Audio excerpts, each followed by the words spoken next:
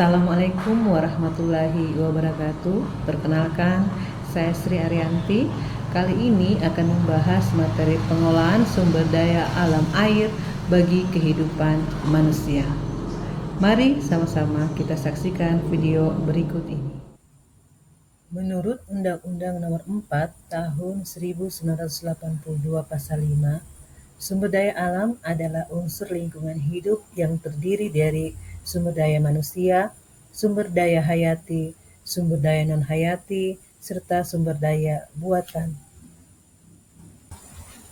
Sedangkan menurut KHT tahun 2009, pengolahan sumber daya alam umumnya dikenal 3 macam sumber daya alam berdasarkan sifatnya, yaitu 1. Sumber daya alam yang dapat dipulihkan atau renewable resources, dinamakan aliran sumber daya tergantung kepada manajemennya, dengan beberapa kemungkinan persediaannya dapat menurun, lestari, atau meningkat. Contohnya tanah, hutan, dan marga satwa.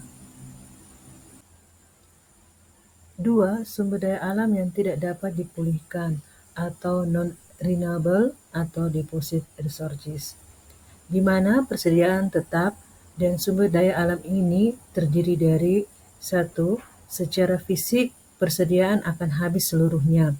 Contohnya batu bara, minyak bumi, dan gas alam. Yang kedua, persediaan menurun, tetapi dapat digunakan kembali atau didaur ulang. Contohnya kelompok logam dan karet.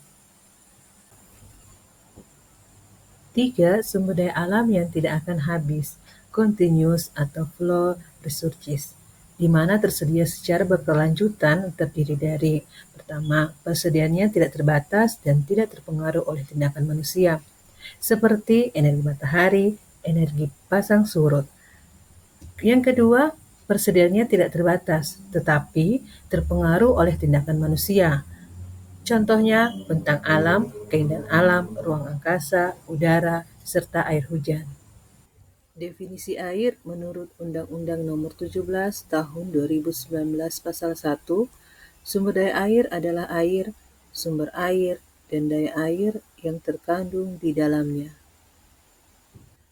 Pengelolaan sumber daya air berdasarkan Undang-Undang Nomor 17 Tahun 2019 Pasal 1 Ayat 8, yaitu pengelolaan sumber daya air adalah upaya merencanakan, melaksanakan, memantau, dan mengevaluasi penyelenggaraan konservasi sumber daya air, pendayagunaan sumber daya air, dan pengendalian daya rusak air.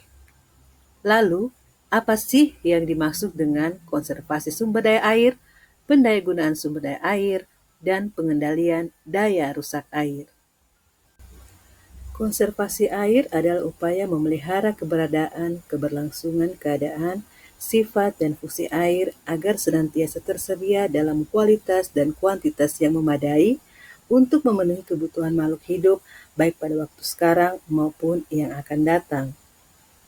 Konservasi air didasarkan pada konsep cekungan air tanah, yaitu suatu wilayah yang dibatasi oleh batas hidrologis tempat semua kejadian hidrologis, seperti proses pengimbuhan, pengaliran, dan pelepasan air berlangsung. Sedangkan pendayagunaan sumber air adalah suatu upaya pengolahan sumber daya air, dilakukan melalui kegiatan penatagunaan, penyediaan, penggunaan, pengembangan, dan pengusahaan sumber daya air secara optimal agar berhasil guna dan berdaya guna. Pendayagunaan sumber daya air harus mengacu pada pola pengelolaan sumber daya air yang ditetapkan pada setiap wilayah sungai. Pendayagunaan sumber daya air ini dimaksudkan untuk memanfaatkan sumber daya air secara berkelanjutan dengan mengutamakan pemenuhan kebutuhan pokok masyarakat secara adil dengan mempertimbangkan mengutamakan pendayagunaan air permukaan yang berada di luar kawasan suaka alam, pelestarian alam.